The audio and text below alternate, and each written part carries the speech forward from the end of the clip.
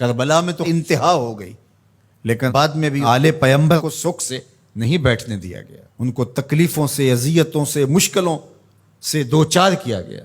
حضرت امام زین العابدین واقعہ کربلا کے چشمدید گواہ ہیں۔ پھر کوفہ کے اندر اور کوفہ سے دمشق تک، اور میں کہتا ہوں کہ اگر ایک ایک واقعہ کو دیکھو، ایک سے بڑھ کر ایک واقعہ دردناک ہے۔ جب یہ تاراج قافلہ، لٹا ہوا قافلہ مدینہ المنورہ میں داخل ہوتا ہے، اور یہ خبر پہلے پہنچ گئی کہ وہ لٹا ہوا قافلہ مدینہ المنورہ میں داخل ہو رہا ہے، تو تمام اہل مدینہ گھروں سے باہر، حتیٰ کہ مخدرات بھی، خواتین بھی گھروں سے باہر نکل آئیں۔ اور جو ہی یہ قافلہ مدینہ المنورہ میں داخل ہوا تو خواتین اونٹوں کے ساتھ لپٹ گئیں، اور ان خواتین کے ساتھ لپٹ گئیں، اور آہ و بکا کا عجیب منظر تھا۔ حضرت عقیل کی صاحبزادی بہت اچھی شاعرہ بھی تھی، انہوں نے کچھ اشعار کہے، اور ایک شعر کا مفہوم آپ کے سامنے رکھتا ہوں۔ وہ چیخ چیخ کے کہہ رہی تھی، قافلے والو تم تو آ گئے ہو، مدینہ المنورہ کی کھجوروں کی شاخیں پوچھ رہی ہیں حسین کدھر ہے۔ اس شہر کی ریت کے ذرے پوچھ رہے ہیں حسین کدھر ہے۔ جب گئے تھے تو حسین اس قافلے کے ساتھ تھا، آج حسین نہیں تھے، حسین کا کٹا ہوا سر تھا۔ کیا آنسو بس سے ہوں گے اور کیا کیفیت ہوئی ہوگی اس وقت جب یہ قافلہ مدینہ المنورہ پہنچا، اور پھر سیدھا حضور کے روضے پہ، اپنے نانا کے حضور اپنا دکھڑا جب انہوں نے پیش کیا۔ لفظوں میں وہ زندگی اور جان نہیں ہے کہ اس کیفیت کو بیان کیا جا سکے۔ جب یہ خانمہ برباد، یہ لٹے ہوئے تاراج لوگ جو اپنا سب کچھ کربلا کی ریت کے سپرد کر آئے تھے،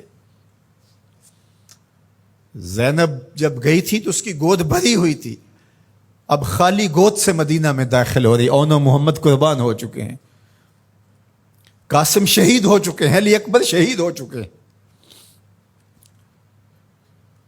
زہرا پاک کے گل پارے شہید ہو چکے ہیں، ان کا خون کربلا کی ریت میں جذب ہو چکا ہے۔ جب حضور کے روضے پہ انہوں نے اپنے نانا کو دکھڑے سنائے ہوں گے تو درد و علم کی کیفیت کیا ہوگی۔ سیدہ زینب کا وہ دکھڑا جو کربلا میں مدینے کی طرف منہ کر کے انہوں نے کہا تھا، یا محمد آہو ھذا حسین بالعرا مزمل بالدماء مقطع الاعضاء، یا محمد آہو بناتوں کا سبایا۔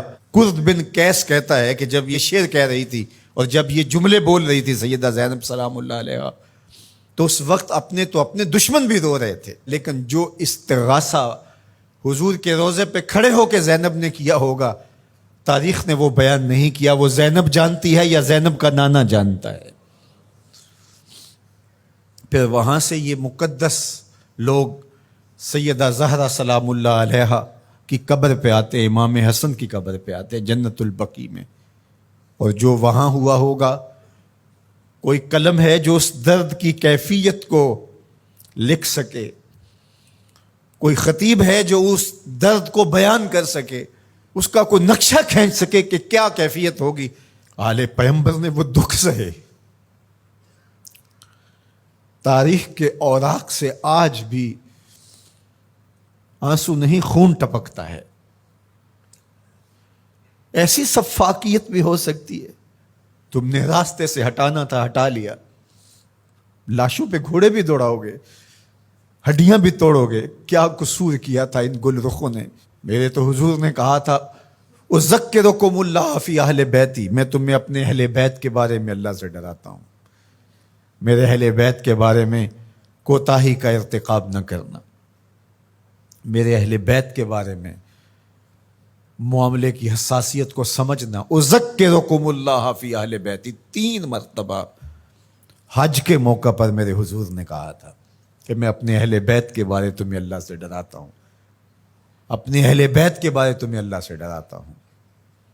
لیکن بے مروتی، سفاکی، ظلم، جبر، زیادتی، جور، شقاوت اس انتہا کو پہنچ گئی۔ دعا کرو کہ موت اہل بیت کی محبت میں آئے، قیامت کے دن ہماری ماؤں، بہنوں اور بیٹیوں کو سیدہ زہرا پاک کی سنگت نصیب ہو، اور ہمیں قافلہ حسینی میں شامل ہونے کی اللہ توفیق دے۔ جوانان جنت کے سردار امام حسین ہیں، تو ان سے تو بنا کے رکھنی پڑے گی، پھر جنت تو تبھی نصیب ہوگی۔ جنت کے جوانوں کے سردار ہیں امام حسین رضی اللہ تعالیٰ عنہ، اور ان کی محبت دین قرار پایا، ان کی محبت سکھائی گئی، ان کی محبت کی ترغیب دی گئی۔